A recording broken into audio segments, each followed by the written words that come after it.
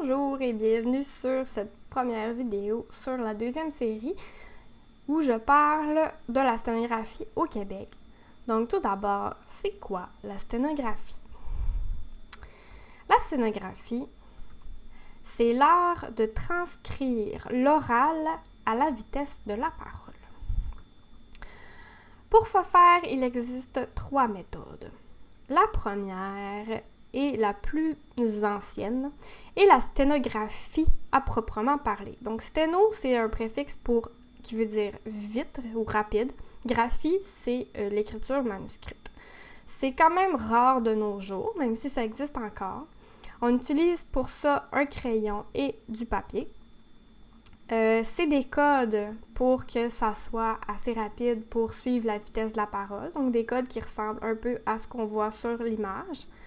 Et la retranscription est en différé. Donc la personne va soit retaper ces codes à la machine avant ou à l'ordinateur ou les dicter à un copiste. La deuxième méthode est la sténotypie. Donc la sténotypie, on utilise pour ça une sténotype, donc on peut la voir à l'écran. Il y a différents modèles, mais en général, ça ressemble à ça. C'est des codes pour la rapidité, donc c'est pas une touche à la fois, mais bien des accords de touche, si on veut, pour suivre la vitesse de la parole. La retranscription est en temps réel quand c'est assisté par ordinateur, donc il va y avoir une base de données qui va relier les codes à des mots ou des groupes de mots. Donc, ça va pouvoir se retranscrire en temps réel. Ou ça peut être différé aussi, si c'est encore, par exemple, une bande papier où on peut lire les codes sténo. Donc, à ce moment-là, le sténographe va soit retranscrire à l'ordinateur ces codes de sa bande papier ou les dicter à un copiste. Une copiste. Et finalement, la troisième méthode est la sténophonie.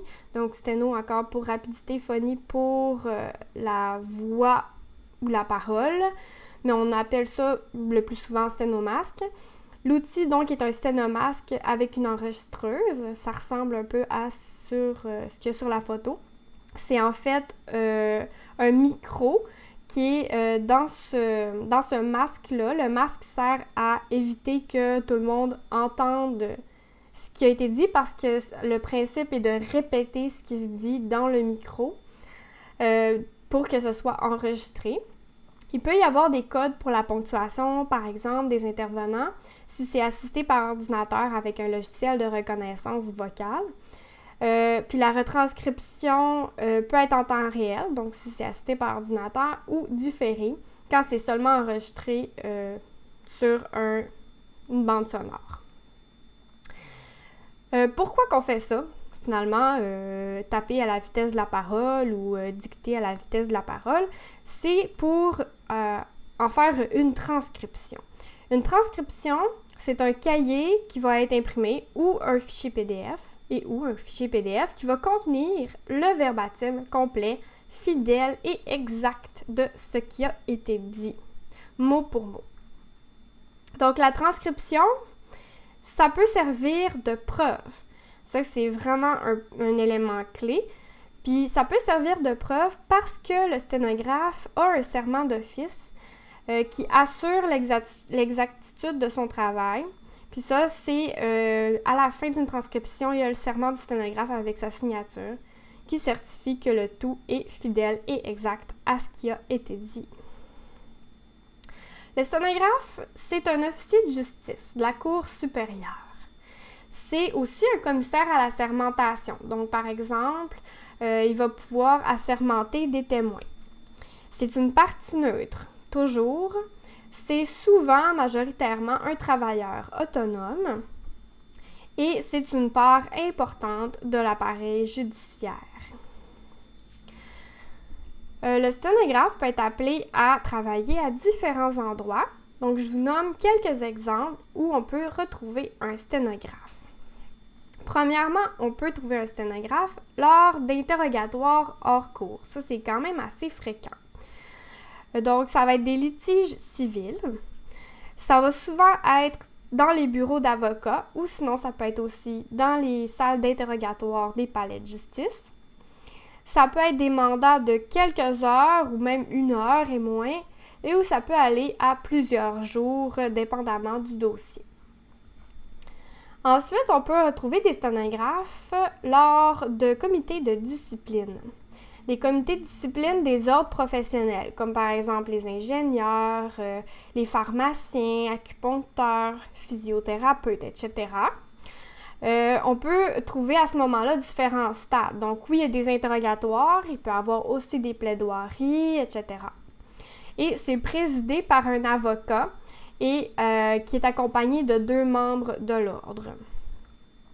Ensuite, on retrouve aussi les sténographes aux commissions d'enquête. Donc, ça, c'est gouvernemental, des commissions gouvernementales, et c'est des transcriptions souvent au jour le jour, c'est-à-dire qu'on demande la transcription pour le lendemain, avant le lendemain, en fait, pour qu'on puisse l'avoir le lendemain. Donc, c'est souvent des équipes, il y a un sténographe sur place, mais c'est des équipes qui travaillent à faire que les transcriptions soient rendues au jour le jour. C'est présidé par un ou une juge. Et on en connaît plusieurs, comme la commission Charbonneau, qui a été très, très médiatisée au Québec, la commission Bastarache, etc.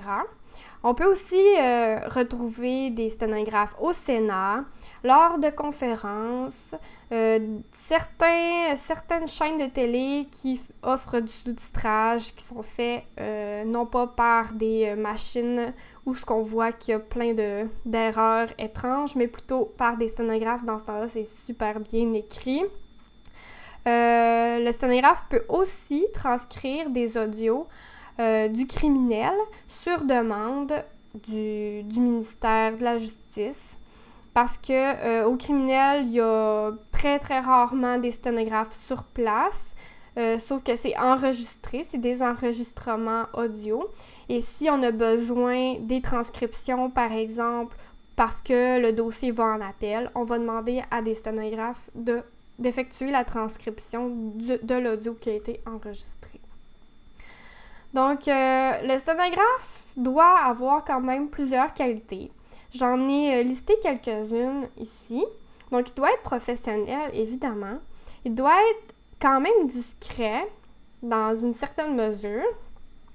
Il doit être très attentif. Ça, c'est une qualité très importante du sténographe, pour plusieurs raisons, mais évidemment pour capter tout ce qui est dit, chaque mot prononcé, mais pour aussi parfois s'assurer qu'un engagement est clair, s'assurer que s'il y a un dépôt de pièces ou finalement suivre ce qui se passe finalement. Il faut qu'il soit minutieux et rigoureux, que ses transcriptions en fait soient parfaites, rien de moins. Il doit être ponctuel ou même plus que ponctuel, parce que souvent le sténographe, c'est lui qui va arriver le premier sur place pour prendre le temps de s'installer, tout ça. Il doit être aussi prévoyant, donc s'assurer d'amener un petit cahier, peut-être pour prendre des notes, amener des crayons supplémentaires ou des surligneurs que le monde pourrait avoir besoin, des choses comme ça. Et il doit être aussi très cultivé, parce que le sténographe peut rencontre en fait effectivement vraiment plusieurs thèmes différents les uns des autres. Ça peut aller de la construction à de la mécanique, de l'ingénierie. Ça peut être vraiment n'importe quel sujet. Donc, être cultivé est vraiment important. Donc, en résumé, si je veux résumer, c'est quoi un sténographe? Mais le sténographe, c'est un officier de justice qui transcrit l'oral à l'écrit lors de divers contextes et produisant ainsi des transcriptions pouvant servir de preuve lors de procès grâce à son serment d'office. Donc voilà, merci pour l'écoute et à une prochaine vidéo.